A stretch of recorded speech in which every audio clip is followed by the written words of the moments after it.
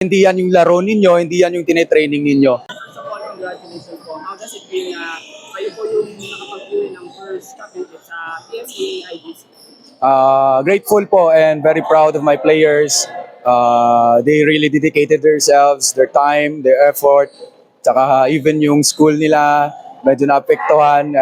But see, the effort is really paid off and I'm really, really proud of my players right now.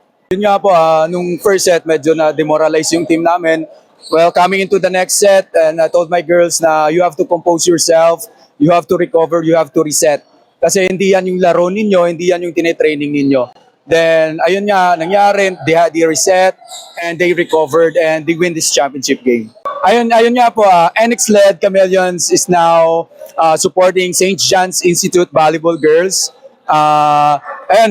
Thank you to the owner, Sir Chris, to the manager, Gervario, kay Coach Rodel, kay Attorney Sharon, for supporting and for making this possible po na you give us the opportunity na mabigyan ng suporta coming from the PVL team po. Again, I'm very proud.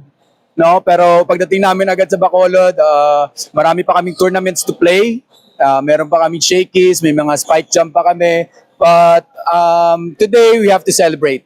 Kasi I'm very, very proud and very satisfied with what they played. May mga lapses man, but I know we are human. Ganun talaga. But the effort is there. And I'm very, very grateful and proud of them.